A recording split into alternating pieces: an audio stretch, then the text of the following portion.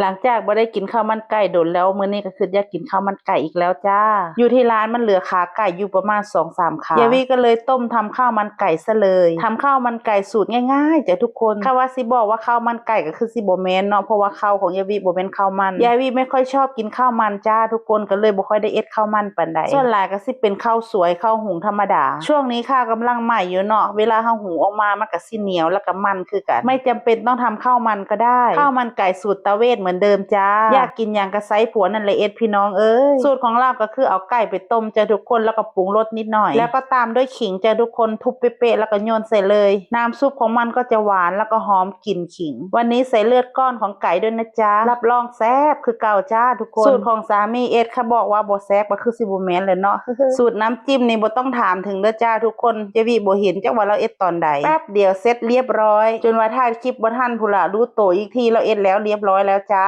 การที่เฮาขายอาหารสดมันก็ดีแบบซี่แหละเนาะพี่น้องเวลาเฮาอยากกินอีหยังเฮาก็จกจากตัวของเฮามาเอ็ดกินหรือว่าบางครั้งของมันบ่ค่อยดีปานใดเฮาก็มาเอ็ดกินก่อนที่มันจะเสียเนาะส่วนน้องไก่อันนี้ก็คือกันมันบ่ค่อยงามยายวีก็เลยคัดออกมาเอ็ดข้าวมันไก่มันบ่ได้เสียเด้อจ้ามันยังดีๆอยู่นี่แหละแต่ว่ามันบ่ค่อยงามเนาะยายวีก็เลยคัดออกมาไม่เอาไปขายว่างั้นเถอะเพราะว่าคนซื้อเนาะเพิ่นก็จะได้แต่อันงามๆยายวีก็คัดออกมาทำผัดกะเพรามั่งทำข้าวมันไก่มั่งแล้วแต่เราจะกินเมนูอะไรก็บอกสามีเอ็ดจ้ะทุกคนอิตาเวนเราก็เอ็ดให้กินเบิ้นแหละเวลาเราเอ็ดเนาะเบิ่งน้ำกับบ่ทันพุ่นละแป๊บเดียวก็เสร็จอยากเร็วบ่เร็วเนาะบางครั้งก็จนว่าบ่สุกพุ่นเลยเฮ้ยแต่อยากหัวค่ะข้าวมันไก่ของเราเสร็จเรียบร้อยจ้าพร้อมรับประทานเลยเด้อมีเลือดก้อนใส่ด้วยจ้าวันนี้รับรองอร่อยแน่นอนสีสันก็บ่ค่อยงามปานใดแต่ว่าอร่อยนะจ้าเราทำกินตอนเที่ยงเนาะจ้าทุกคนทำจานเดียวก็พอส่วนน้ำจิ้มก็เสร็จเรียบร้อยรสชาตินี่แซ่บรสชาติแซ่บจำสูตรไม่ได้ว่าซ่ากินกับแตงกวาเนาะจ้าทุกคนเข้ากันค่ะทำกินกันตอนเที่ยงจ้าทุกคนมื้อนี้ก็สิมียายปุงปิงมากินน้ำส่วนข้าวมันก็บ่มีเนาะยายวิกินข้าวธรรมดา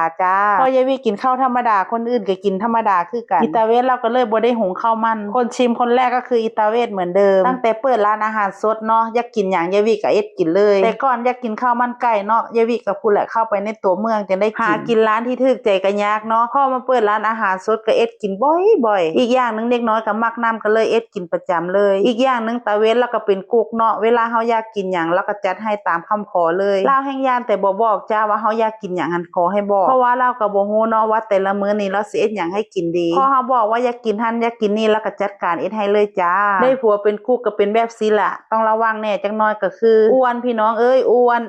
คือยายวีนี่แหละอ้วนเอา